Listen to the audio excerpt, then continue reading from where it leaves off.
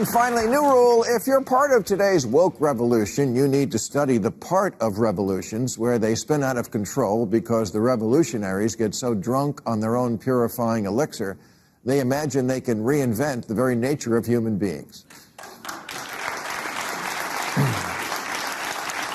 Communists thought selfishness could be cast out of human nature. Russian revolutionaries spoke of the new Soviet man who wasn't motivated by self-interest, but instead wanted to be part of a collective.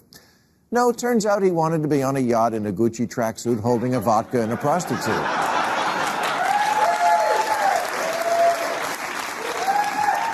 Not standing in line all day for a potato. The problem with communism, and with some very recent ideologies here at home, is that they think you can change reality by screaming at it, that you can bend human nature by holding your breath. But that's the difference between reality and your mommy.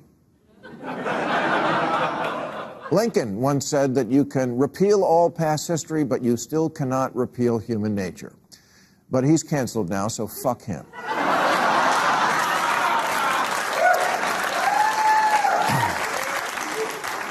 Yesterday, I asked ChatGPT, are there any similarities between today's woke revolution and Chairman Mao's Cultural Revolution of the 1960s? And it wrote back, how long do you have? Because, again, in China, we saw how a revolutionary thought he could do a page-one rewrite of humans. Mao ordered his citizens to throw off the four olds. Old thinking, old culture, old customs, and old habits. So, your whole life went in the garbage overnight, no biggie.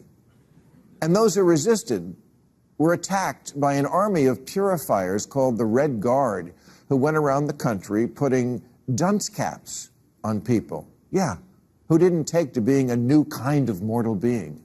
A lot of pointing and shaming went on. Oh, and about 1 million dead. And the only way to survive was to plead insanity for the crime of being insufficiently radical, then apologize and thank the state for the chance to see what a piece of shit you are, and of course submit to re-education, or as we call it here in America, freshman orientation.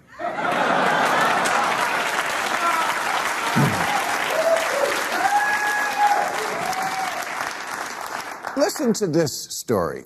There's a law professor at the University of Illinois, Chicago, named Jason Kilborn, whose crime was that on one of his exams, he used a hypothetical case where a black female worker sued her employer for race and gender discrimination, alleging that managers had called her 2 slur words, the type of real-world case these students might one day confront.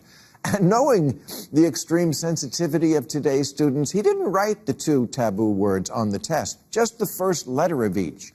He was teaching his students how to fight racism in the place where it matters most, the criminal justice system. But because he merely alluded to those words, again, in the service of a good cause, he was banned from campus, placed on indefinite leave, and made to wear the dunce cap. No, not really the dunce cap part, but our American version of that. 8 weeks of sensitivity training, weekly 90-minute sessions with a diversity trainer, and having to write 5 self-reflection papers. A grown-ass man, a liberal law professor. If you can't see the similarities between that and this, the person who needs re-education is you.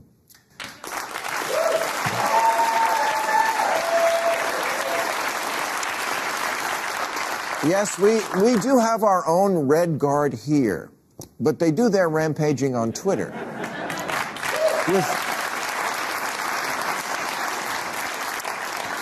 With communists, that human was no longer selfish. In America today, that human is no longer born male or female. And obesity is not something that affects health. You can be healthy at any size. Really, we voted on it. A formerly serious magazine last year published with a straight face an article called "Separating Sports by Sex Doesn't Make Sense." Yes, it does. Because again, we haven't reinvented Homo sapiens since Crystal Pepsi came out.